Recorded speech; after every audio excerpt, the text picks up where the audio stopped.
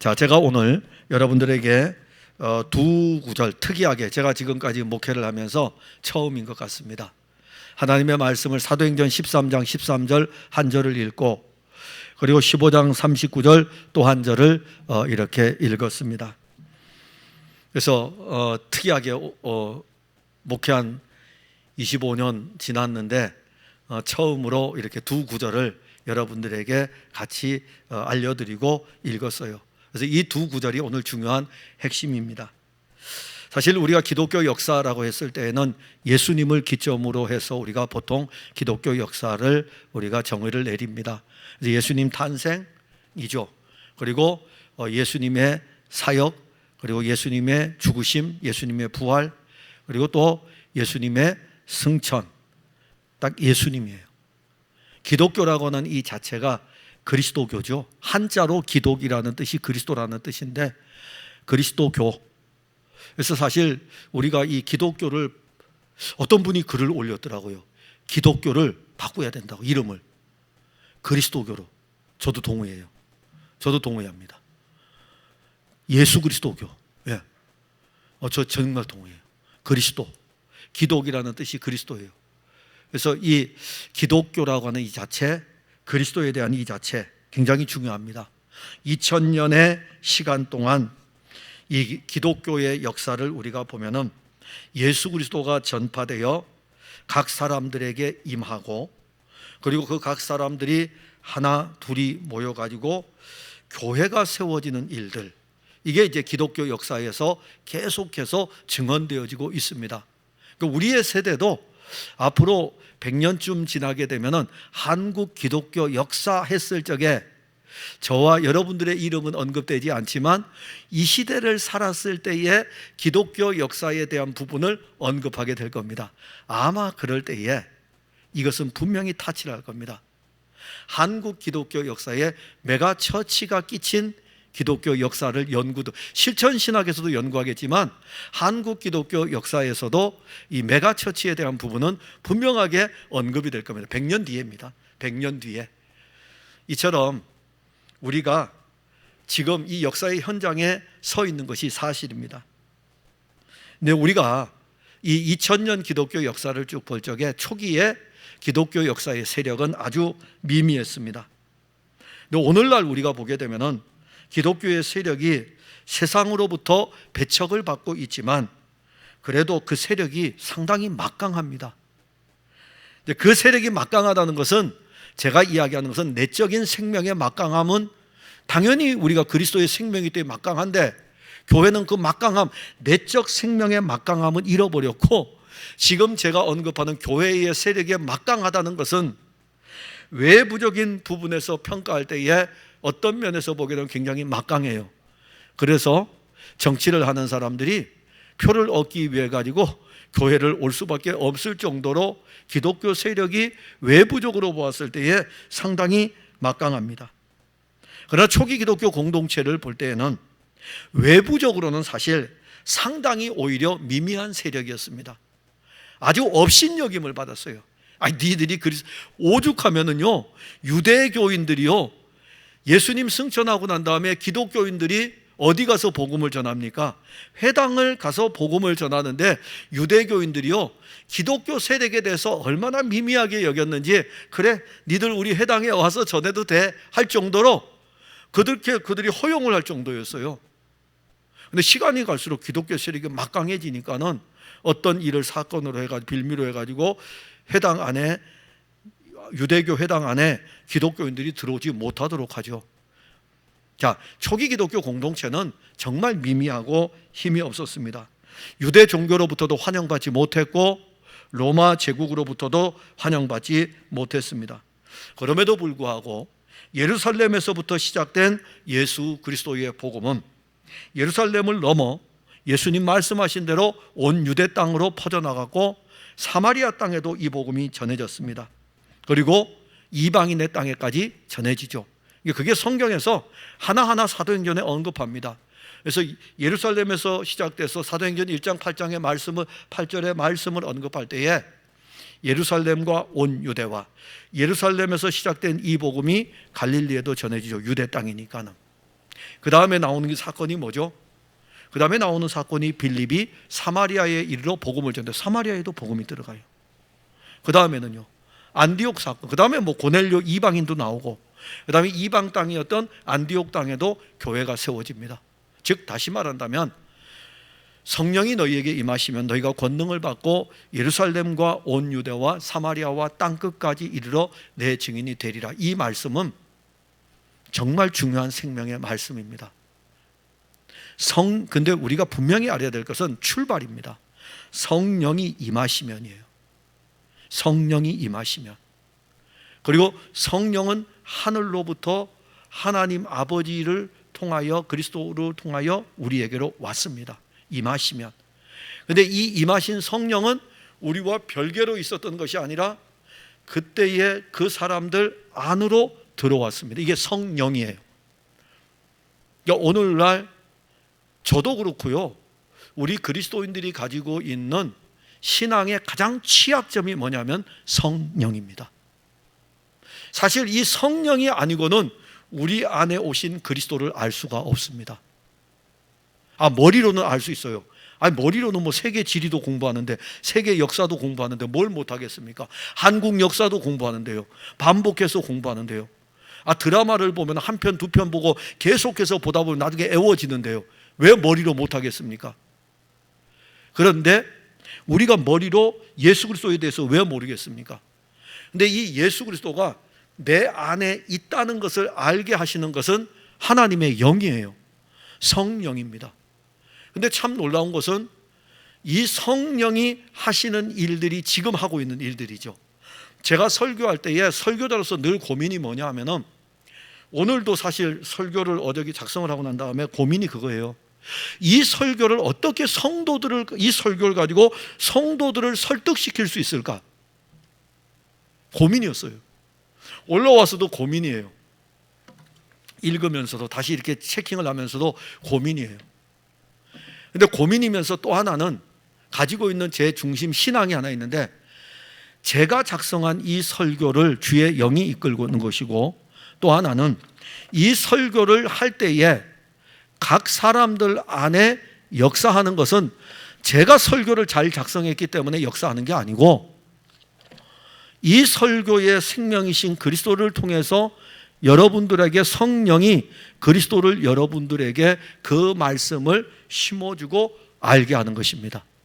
그래서 목회자로서 가장 중요하게 여겨야 되고 의지해야 될 것은 지금은 하나님의 영이 일하기를, 하나님의 영이, 그리고 하나님의 영은 그리스도가 증거되어지도록 하고 그리스도의 영을 통해서 또 일하게 하시는데, 제가 왜 이 말씀을 드리냐면은, 초기 기독교 공동체가 미미했지만은 사실 미미했을 뿐만이 아니라 예수님으로부터 복음을 받은 사람들도 일반적인 관점에서는 배운 것이 별로 없었던 사람이에요.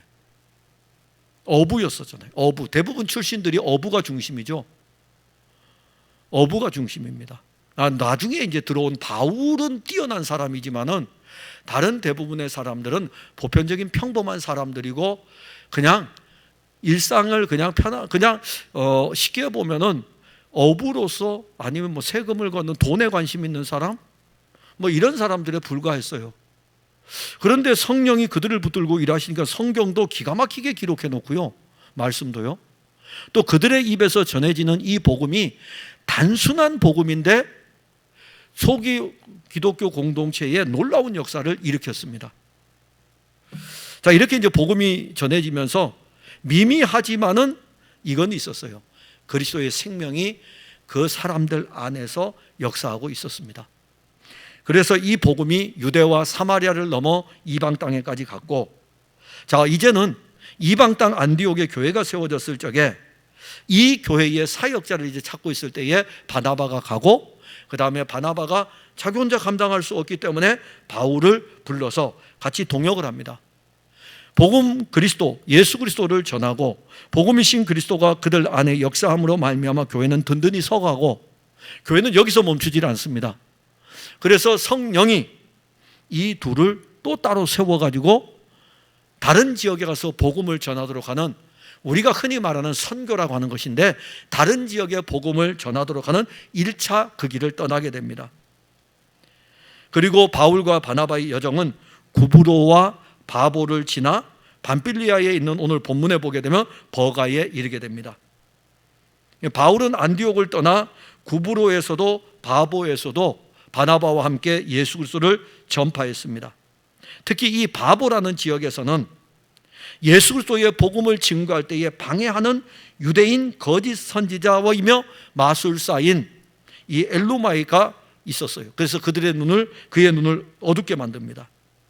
바울과 그의 일행들이 바보에서 배를 타고 밤빌리아 버가에 도착을 하고 이제 밤빌리아 버가에서의 사역이 시작이 됩니다. 자, 바울과 바나바가 안디옥에서 떠나서 구브로와 그리고 바보와 밤빌리아 버가에 이르면서 이 복음 사역을 통하여 가지고 이제 영적으로 힘이 나죠. 출발했으니까. 출발한 지 얼마 안 됐잖아요. 구브로 지났고 이제 바보 지났는데요. 그리고 이제 버가에 도착했으니까 아직도 가야 할 여정이 많이 남아 있거든요. 그런데 출발해서 이제 왔어요. 그러니까 얼마나 힘이 나겠습니까? 거기에다가 또 지금 복음을 전하는 자를 방해하는 세력의 눈도 멀게 하고 막 놀라운 능력도 나타나고 이렇게 갑니다.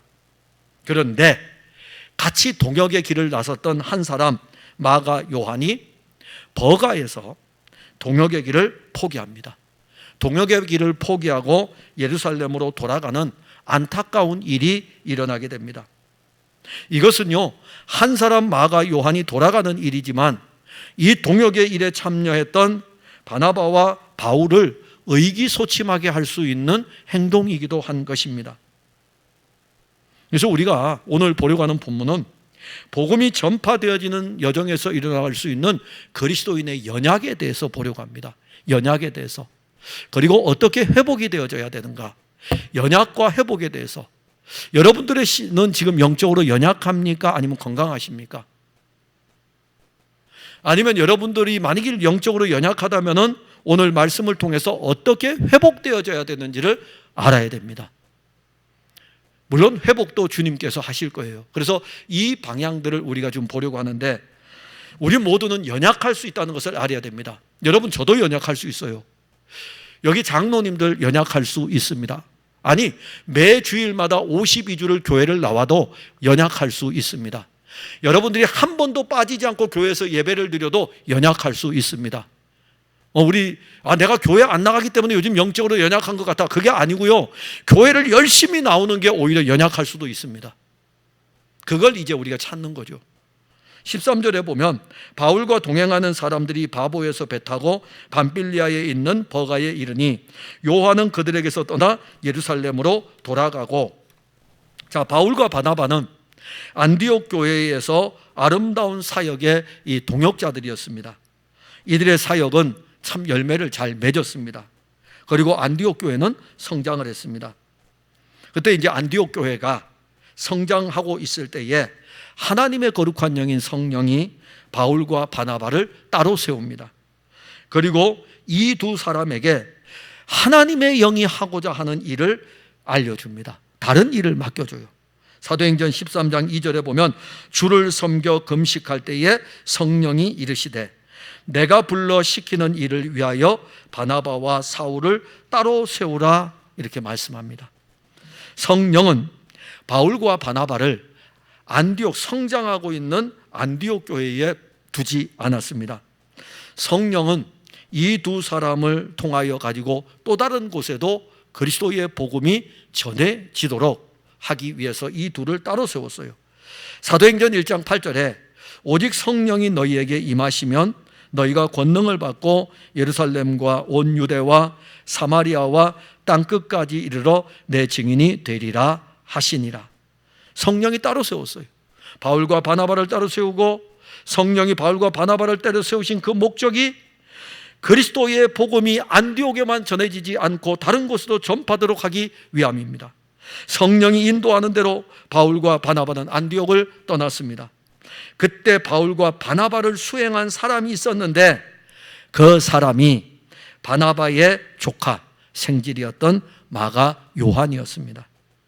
마가 요한은 구브로와 바보를 거쳐 버가에 이를 때까지 바나바와 바울을 같이 따라 떠났습니다. 같이 움직였어요. 이 마가 요한은 바울과 바나바를 수행하는 사람입니다. 비록 그를 수행하는 사람이라고 하지만은 그도 예수 그리스도의 일을 위한 동역자입니다. 누가는 바울 곁에 있었던 의사였죠. 누가는 누가복음을 기록했고 사도행전을 기록했는데 바울 곁에 있던 의사였어요. 그는 사실 바울의 건강을 책임을 지고 있는 사람입니다.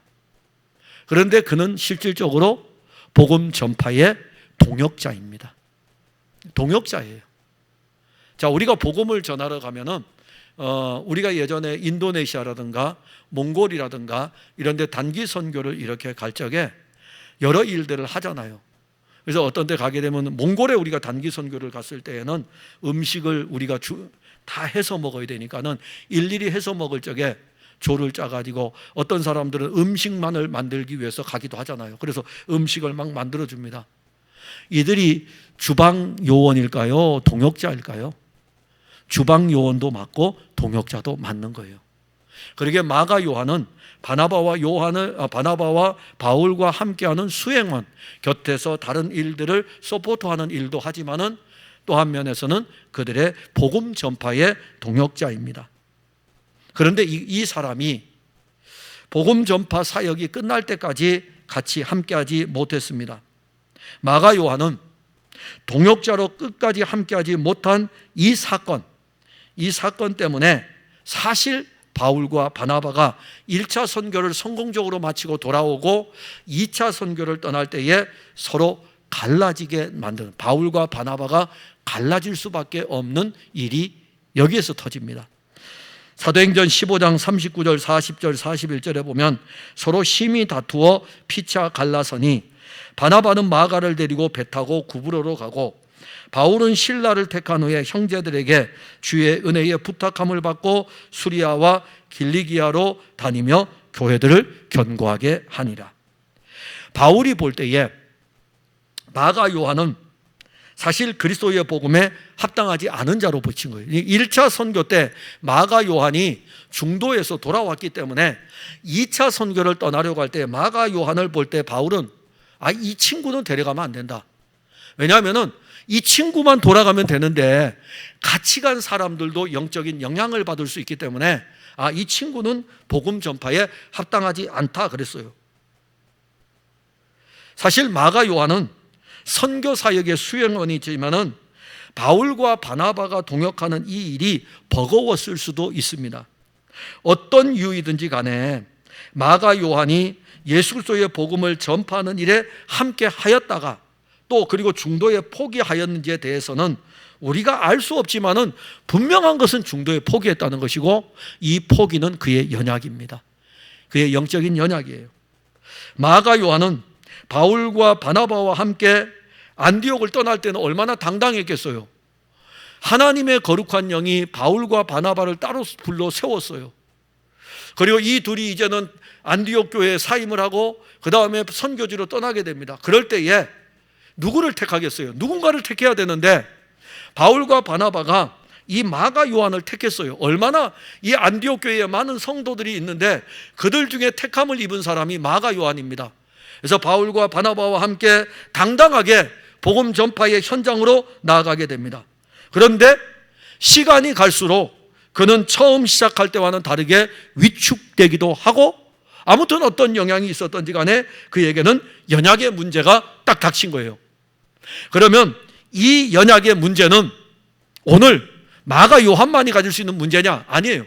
마가 요한이 가질 수 있는 이 문제는 누구나 가질 수 있는 영적인 문제인데 인간이요, 자기 본성을 따라 살아가라는 힘이 상당히 강합니다. 저도 목회를 하면서 제 본성을 따라가는 게 굉장히 강해요. 여러분들도 똑같아요. 여러분들이 교회 일을 하지만은 자기 본성을 따라가는 힘이 강해요. 이 육체의 본성을 따라 살아가는 그 힘은 누구도 막을 수 없습니다. 바울은 로마 교회에 편지를 보내면서 인간이 가진 육신의 본성이 얼마나 강한지 분명하게 밝힙니다. 로마서 8장 12절에 그러므로 형제들아 우리가 빚진 자로 돼 육신에게 져서 육신대로 살 것이 아니니라. 자, 그러므로 형제들아, 그리스도인은 로마서 8장 1절에 우리는 생명의 성령의 법칙 아래에 있어요.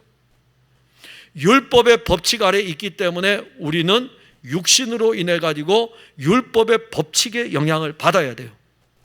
우리가 대한민국에 살면은 대한민국의 법칙의 영향을 따라 살아야 돼요. 그런데 로마서 8장 1절에 가면은 생명의 법이면서 생명의 법칙이라 그랬어요. 다시 말한다면은 이 생명의 법을 따라 진행되는 그 어떤 것도 우리에게, 즉 다시 말하면 로마서 7장에서 언급됐던 그 어떤 연약일지라도 그리스도의 생명의 법칙이 넉넉히 이긴다는 것을 우리에게 알려주고 있고, 우리에게 적용된 것은 생명의 법칙이 이제는 적용이 되는 겁니다. 율법의 법칙이 아니라 생명의 법칙이 적용이 돼요. 그래서 생명의 성령의 법이 죄와 사망의 법에서 우리를 해방한 것은 단순한 선언만이 아니라 살아가는 삶의 법칙으로 우리에게 실제입니다. 그런데 이 생명의 법칙 아래에 있지만은 육신을 입고 있는 이상 그 육신이 여전히 생명의 법칙 아래에 있는 우리들을 강하게 붙들고 있습니다. 그래서 바울은 로마 교회 성도들에게 편지를 쓰면서 형제들아 이렇게 불렀어요. 형제들아. 즉 이 형제들이라고 이렇게 부르는 것은 그리스도 예수를 너희들이 믿고 있고 영적으로 너하고 나하고는 한 가족이 되었다 할지라도 이 편지 형제들아라고 하는 것은 이 편지를 통해서 육신에게 지지 말 것에 대해서 알려주는 거예요. 그러니까 너가 예수를 믿어 구원받았고 생명의 성령의 법이 너를 붙들고 있고 이 법칙 안에 있기 때문에 너가 안전한 것은 사실이지만은, 그러나 육신에게 지지 말라라고 이렇게 말씀하는 것은 육신이 얼마나 강한가를 반증하는 것입니다. 마가 요한도요 자기 육신이 강해요. 그러나 그 육신이 강할수록 뭐가 약해질까요? 생명의 영적인 상태가 약해집니다. 그걸 아셔야 돼요. 우리도 마가 요한과 같이 한 면에서는 강한 육신을 가지고 있고 다른 한 면에서는 성령으로 말미암아 새롭게 된 새 사람을 가지고 있습니다. 우리 안에 있는 이 두 사람은 로마서 7장의 말씀처럼 끊임없이 싸웁니다. 속사람과 겉사람의 싸움이고 로마서 7장에서는 의의 병기와 불의의 병기의 싸움이기도 합니다. 이 둘은 육신과 영의 싸움이에요. 끊임없는 영적 싸움입니다. 육신이 강한 사람은 영적으로 약합니다. 영적으로 강한 사람은 육신이 그 사람에게서 힘을 내지를 못합니다. 마가 요한은 사실 영적으로 연약했어요. 육신은 강한데 영적으로 연약합니다. 그는 바울과 바나바의 수행원이죠. 바보에서 영적 싸움을 누가 합니까? 바울이 해요. 바보에서 복음이 전해질 적에 이 바보에 있던 총독 서기오가 있는데, 이 총독이 있는데 총독 서기오 바울에게 바울이 복음을 전했어요.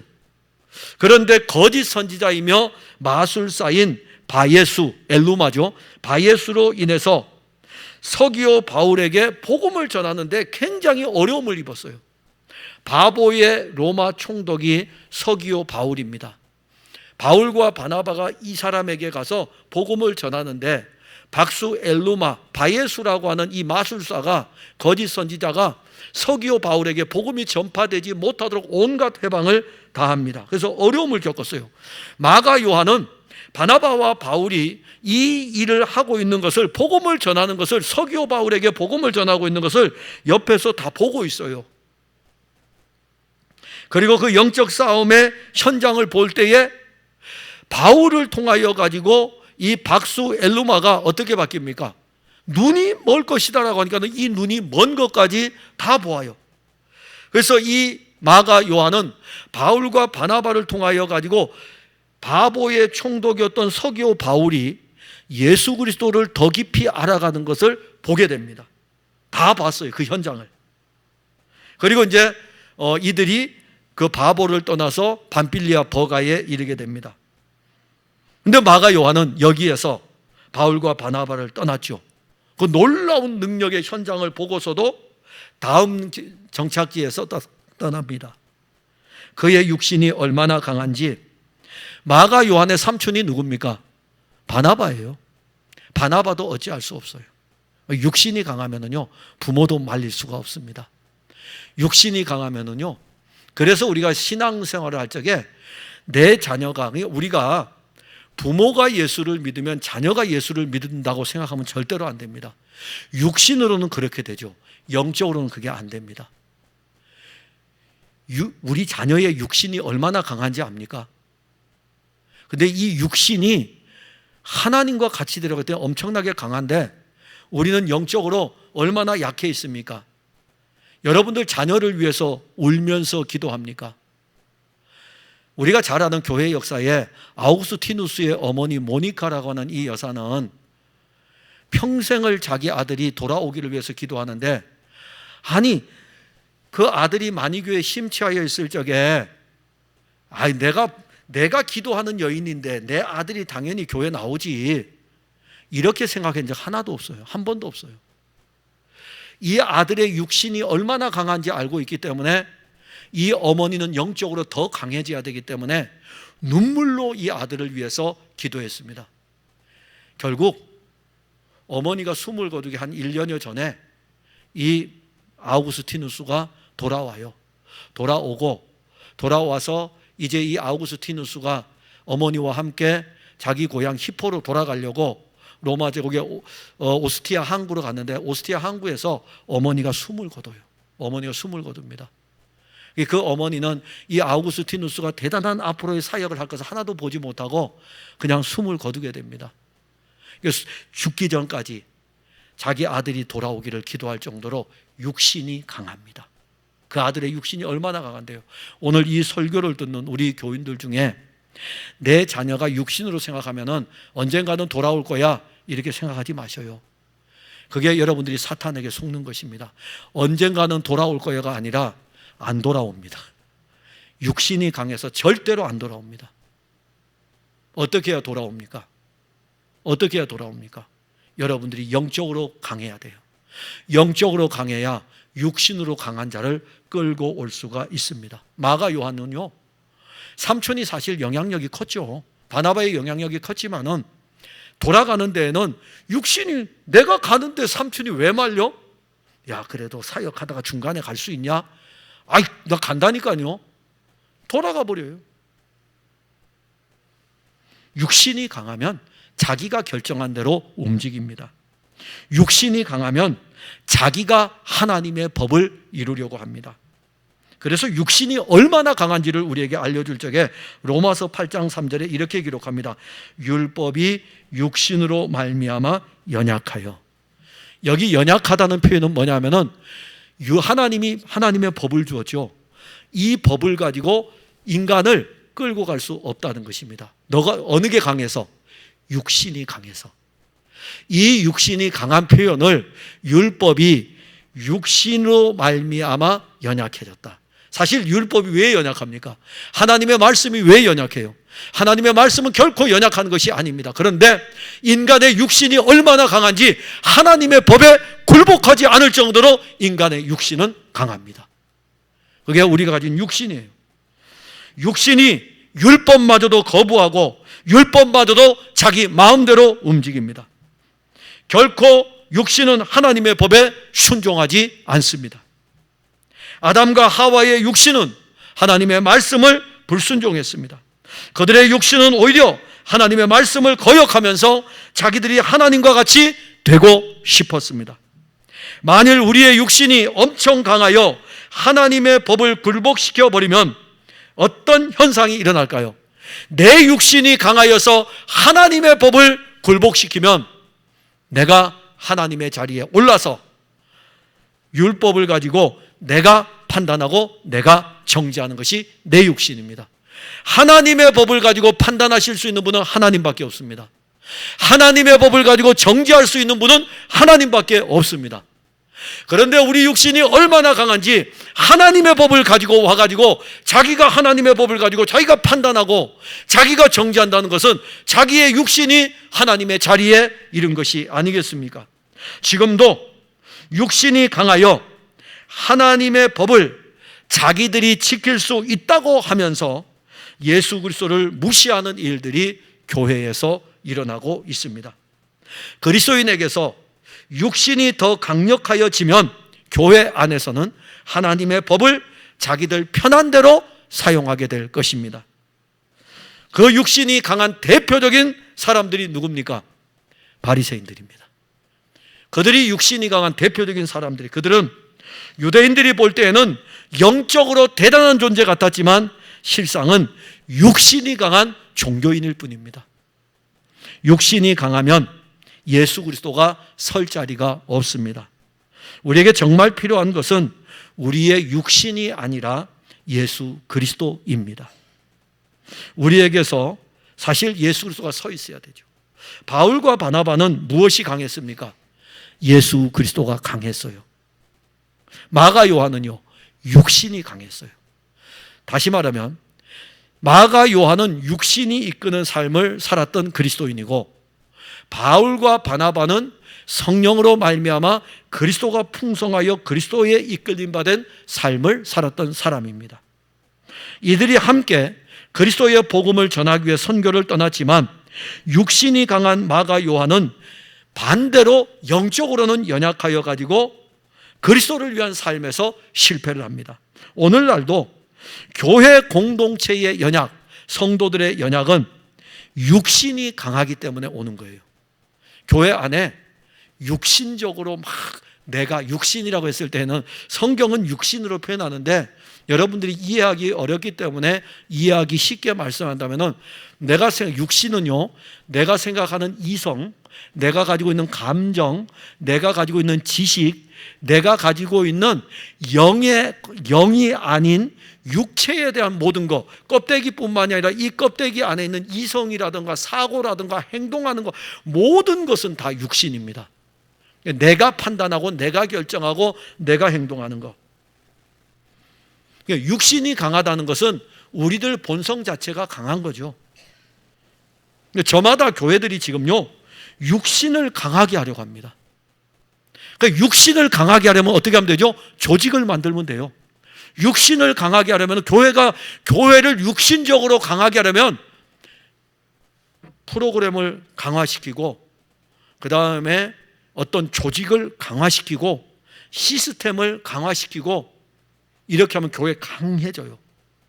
그래서 교회를 돌리려면은 시스템을 막 돌리기 시작하면은요, 육신적으로 강해져 가지고 정말 똘똘 뭉칩니다. 그러면 이제 육신적으로 봤을 때는 우리 교회는 절대로 허물어지지 않을 거야. 그럴 때 사탄이 됐어, 이런 교회를 만들어야 돼. 사탄은 그런 교회 만들기를 원하죠. 근데 그리스도는 그런 교회를 원하는 것이 아닙니다. 이렇게 육신적으로 강해지게 되면 뭘 잃냐 하면은 영적인 능력을 잃게 되고 영적인 생명을 잃어버리게 됩니다. 마가 요한의 연약의 모습은 오늘날 교회의 모습이면서 우리들의 영적인 모습입니다. 그래서 우리들이 자꾸 하나님의 은혜에게서 멀어져 가고 있다는 것은 육신이 점점점 강하여 가고 있다는 반증입니다. 육신으로 신앙생활하려고 몸부림치면 칠수록 우리를 위해 일하시는 하나님의 일을 알지 못합니다. 마가 요한이 예루살렘으로 돌아갈 때 그가 결정을 내리는 거죠. 그의 육신이 결정 내리는 거예요. 그러면서 그가 어떤 생각을 했을까요? 난 절대로 이거 지금 보니까는 힘들어서 못할 것 같아.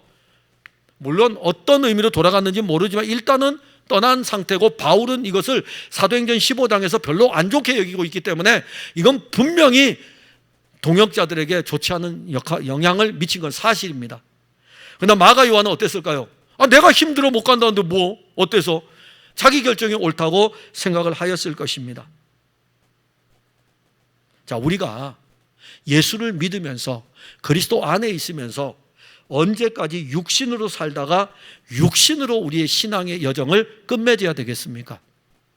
이제 여러분들에게 이 육신이 강하면 영적으로 연약하기 때문에 이 영적인 육신을 약화시킬 필요가 없어요. 육신 그냥 가만두면 돼요. 육신은 가만두고 뭐가 회복되면 되냐면 영적인 상태가 회복이 되면 육신은 자연적으로 약화됩니다. 그래서 영적인 상태를 회복시키는 게 지금 필요하죠. 그럼 그리스도인이 연약해서 회복이 되려면은 어떻게 해야 되냐면은 은혜의 사람과 함께 해야 됩니다. 즉 영적으로 강한 사람하고 같이 옆에 있어야 돼요. 사도행전 15장 39절에 보면 서로 심히 다투어 갈라서니 바나바는 마가를 데리고 배 타고 구브로로 가고, 자 바울과 바나바가 이제 버가에서 마가 요한이 떠난 뒤에도 그 뒤에 계속 복음을 전해요. 마가 요한이 가고 난 다음에 이 두 사람이 그리스도로 얼마나 풍성한데요.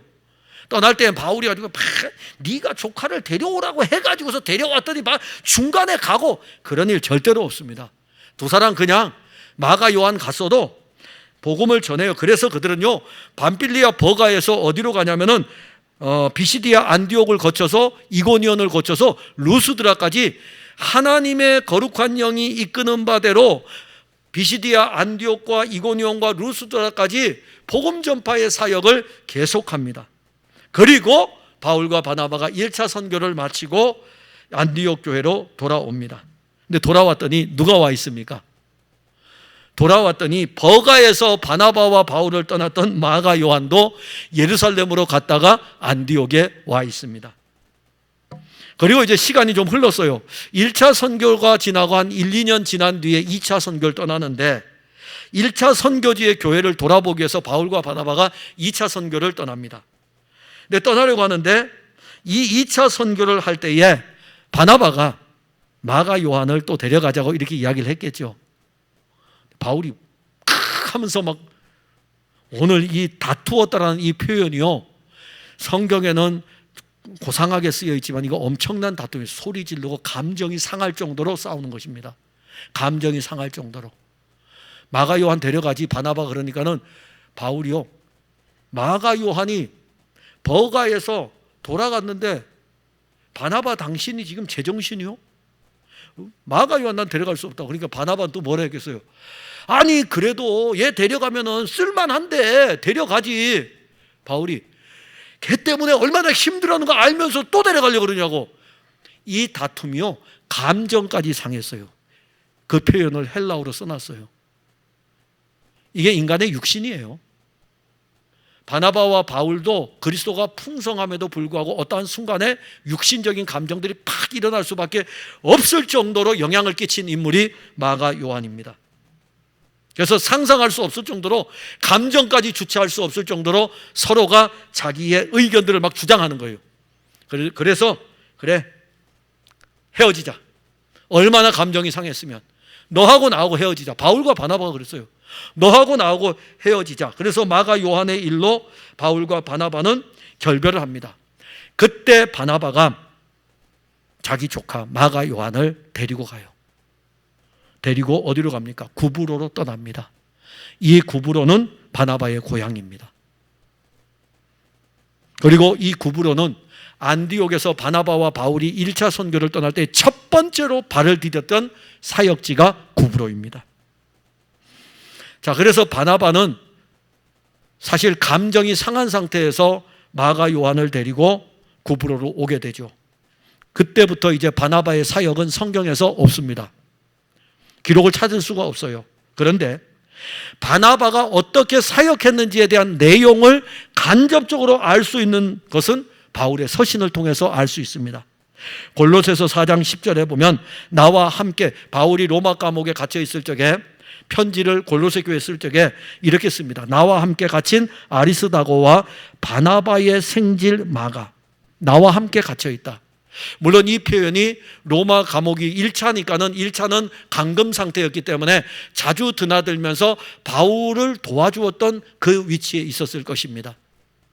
그러나 영적으로 이야기하면은 같이 갇혀 있는 이 상태를 언급할 수도 있겠지만은 아무튼 골로새 교회 편지를 쓸 때에 이 마가는 나와 함께 갇혀 있는 사람이다. 빌레몬서 똑같아요. 빌레몬서도 바울이 로마 감옥에 1차 투옥됐을 때 편지를 썼는데 빌레몬서 1장 24절에 또한 나의 동역자 마가 이렇게 이야기해요. 이제 나의 동역자라고 표현합니다. 그 다음에 바울이 그 후에 2차로 로마 감옥에 투옥이 됩니다. 2차로 로마 감옥에 투옥이 됐을 때 쓴 성경은 딱 한 권이에요. 바울이 13권의 서신을 썼을 때 2차 로마 감옥에 투옥됐을 때 쓴 성경이 디모데 후서입니다. 순교를 앞에 두고 디모데 후서 4장 11절에 누가만 나와 함께 있느니라, 디모데에게 그러는 거예요. 네가 올 때에 마가를 데리고 오라. 그가 나의 일에 유익하니라. 자, 바울이 로마 감옥에 2번이나 투옥됐습니다. 골로새서와 빌레몬서는 바울이 로마 감옥에 1차로 투옥됐을 때 기록한 서신인데 그 서신에 마가 요한이 나오고 있습니다. 바울이 나와 같이 갇혀 있다. 나의 동역자다. 바울이 1차 선교지에서 도망가가지고 돌아가가지고 바나바하고 싸웠을 때에는 막 감정이 상할 정도로 막 싸웠던 그 인물, 싸울 수밖에 없었던 그 제공을 한 원인자가 누굽니까? 마가 요한 아닙니까? 그런데 어떻게 시간이 지나가지고 나의 동역자이고 나와 함께 갇힌 자라고 이렇게 표현을 할 수 있겠습니까? 2차 선교 때, 자, 2차 선교가 언제 일어나냐면은 AD 51년부터 53년경에 일어납니다. 바울이 로마 감옥에 투옥될 시기가 언제입니까? AD 60년에서 62년이에요. 그러면 2차 선교 때 이 일 때문에 트러블이 생겨가지고 마가 요한 때문에 팍 이렇게 스트라이크가 일어났잖아요. 10년이 지난 뒤에 로마 감옥에 투옥이 됐을 때에 바울이 10년이 지난 뒤에 마가 요한에 대해서 바뀌어 버렸어요. 바울이 마가 요한을 10년이 지난 뒤에는 동역자로 부르고 있고, 그가 로마 감옥에 2번째 투옥됐을 때에는 이 사람을 데려오라고 할 정도로 마가에 대한 각별한 애정을 나타냅니다. 마가는 비록 그의 연약으로 인하여 선교지에서 이탈하였지만 바나바와 함께 구브로로 와서 바나바로부터 예수 그리스도에 대한 이제 생명을 계속 공급받는 거죠. 어떤 내용인지 몰라요. 계속 공급을 받으면서 그리스도가 그 안에서 자라게 되고 믿음이 자라게 되고 신앙이 자라게 되는 거죠. 그러면서 어느 순간에 그를 사로잡고 있던 자기의 육신이 그리스도가 딱 점령을 해버린 거예요. 그래서 그리스도로 풍성해진 것이죠. 자, 바나바를 이제 그러면 알아야 돼요. 그 옆에 마가 요한이 1차 선교에서 돌아오고 2차 선교 때 데려가려고 했을 때 이 사람 못 데려가 할 원인을 제공했던 이 마가 요한을 바나바가 데려가서 바울의 편지에 나올 때까지 10년의 시간의 동안에 어떻게 했느냐. 바나바가 도대체 어떤 존재인가?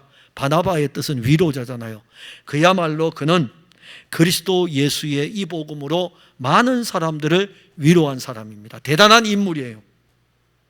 이 바나바는 구브로 사람이면서 초기 예루살렘 교회가 재정적으로 어려울 때에 가난한 사람들을 구제하는 이 어려움에 이 일에 참여를 해가지고 서슴없이 자기의 밭을 팔아가지고 사도들의 발 앞에 둔 사람입니다. 그러니까 그리스도의 말씀이 그를 붙들고 있었던 사람이에요. 그래서 자기가 이렇게 눈에 보니까 우리 예루살렘 교회 갑자기 왜 이래? 갑자기 왜 이리 가난한 사람들이 많이 들어오는 거야? 다 예수 믿는 사람들 모여가지고 점심을 먹는데 밥을 먹을 수 없을 정도로 끼니도 어떻게 채워야 되는데 돈이 없잖아요. 그래, 교회를 위해서 내가 뭐 하지? 자기 밭을 팔아가지고 사도들의 발 앞에 둘 정도로 이 말씀이 그를 붙들고 생명이 그를 붙들었던 대단한 존재입니다. 안디옥의 교회가 세워졌을 적에 예루살렘 교회 연락이 왔어요. 저기 우리 안디옥의 교회가 세워졌는데 그 말씀을 가르칠 사역자를 좀 보내주면 좋겠습니다 라고 하니까는 예루살렘 교회에 사도들이 다 있잖아요. 사도들이 누구를 보내겠습니까? 바나바를 보냈어요. 그만큼 바나바는 영적으로 그리스도가 풍성했고 인정받을 만한 사람입니다. 열심히 일했기 때문에 육신으로도 인정받을 수 있어요.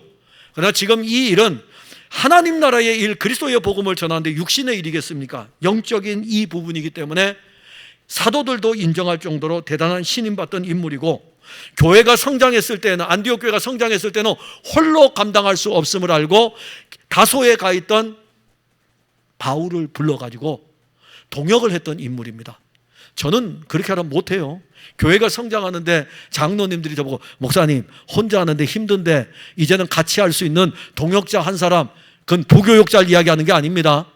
똑같은 조건으로 사역할 수 있는 동역자 한 명을 세우자 그러면 저는 이렇게 하겠죠. 육신이 강해서 장로님들이 나를 싫어하는구나, 떠나야 되겠구나, 이렇게 하겠죠.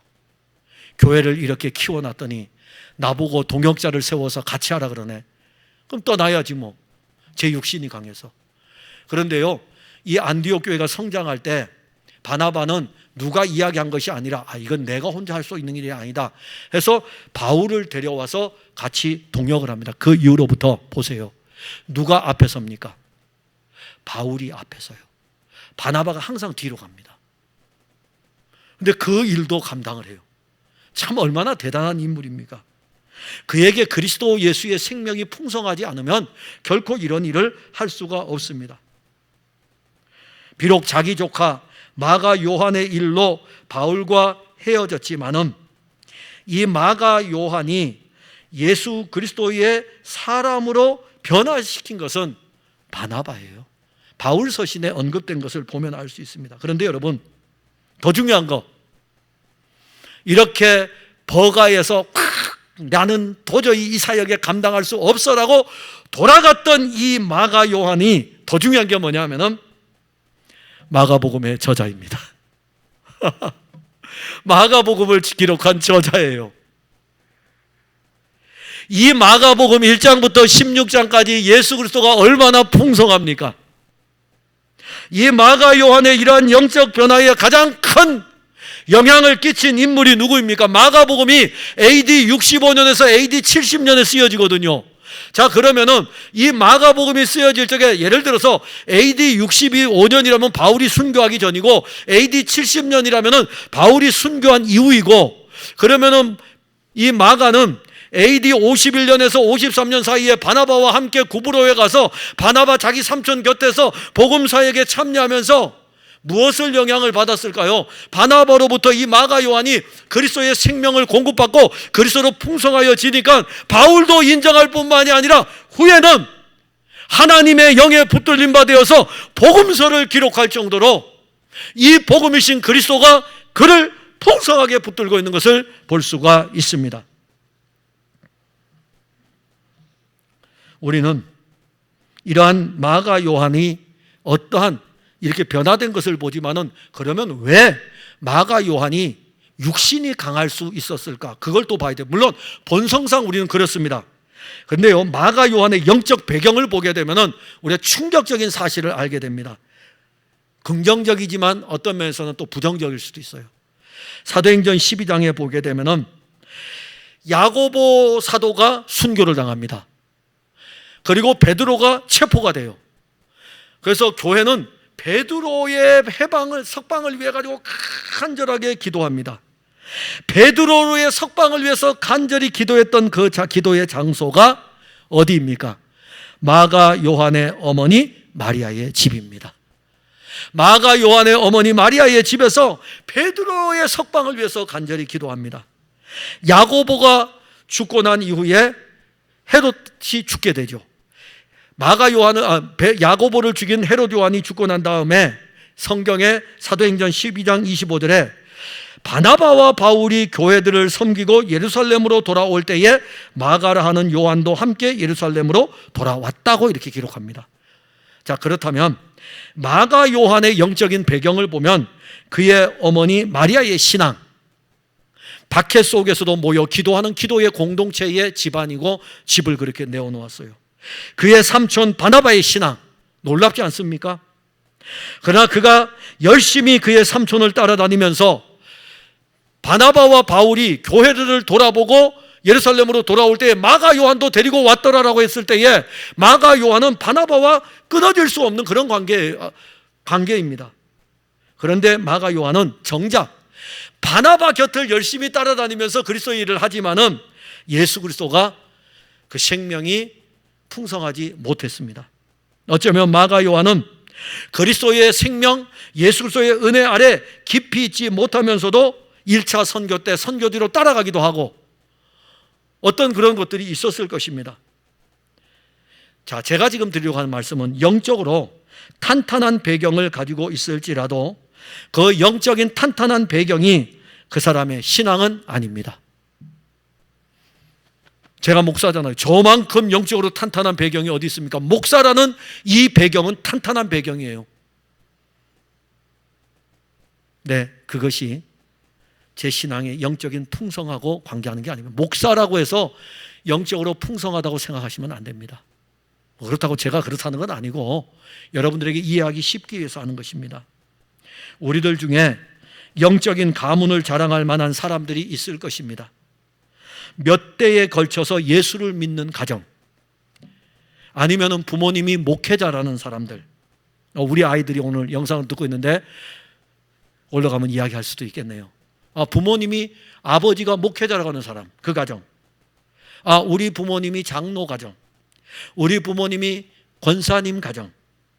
그래서 우리는 그래서 이렇게 만나보면은요, 우리 아버지도 교회 장로예요. 근데 왜 교회 안 다녀요? 뭐 교회가 뭐 재미있나요? 장로 가정이니까 주일학교 열심히 다녔겠죠. 장로 가정이니까 학생들 운동할 때 많이, 신앙 운동할 때 많이 다녔겠죠. 심지어 어떤 집에는요, 우리 아버지가 목사님인데요. 우리 큰아버지가 목사님이세요. 우리 이모부가 목사님인데요. 교회에서 마가 요한과 같은 영적 배경을 가진 사람들이 있습니다. 자, 이러한 배경이 우리에게 약간의 유익은 줍니다. 약간의 유익은 줘요. 왜냐하면 다른 사람들보다 교회에 적응하는데 어려움이 없잖아요. 약간의 유익은 줍니다. 그러나 이러한 사람들이 가지는 영적 한계가 분명히 있습니다. 마가 요한처럼 영적으로 그리스도의 풍성한 생명을 누리지 못하고 있는데 이 영적인 배경을 가지고 교회의 여러 일들을 감당하다 보면 육신의 생각을 가지고 일할 수밖에 없습니다. 그럼 육신의 생각에 사로잡히게 되면 그 다음 행동은 마가 요한처럼 행동하게 됩니다. 이렇게 육신이 강하여 가지고 자기 생각대로 교회 생활을 하는 사람을 어떻게 하면은 바울까지도 인정할 수 있을 정도의 영적인 사람으로 만들 수 있을까? 변화시킬 수 있을까? 여기에 대한 해답은 바나바입니다. 육신이 강한 그리스도인은 자기 옆에 영적으로 풍성한 그리스도의 생명을 가진 사람이 있어야 돼요. 바나바에서 흘러가는 예수 그리스도. 여러분들 바울 서신 13권을 읽다 보면은요, 이 13권 안에 예수 그리스도라는 단어가 얼마나 많이 나오는지 모릅니다. 정말 많이 나와요. 어떤 책보다, 어떤 신학 서적보다도 이 성경 바울 서신 13권 안에 예수 그리스도가 더 많이 나옵니다. 굉장히 많이 나와요. 그만큼 이 성경을 주의 영이 기록할 때에 바울에게 있는 이 풍성한 그리스도가 그대로 쓰여지도록 한 것입니다.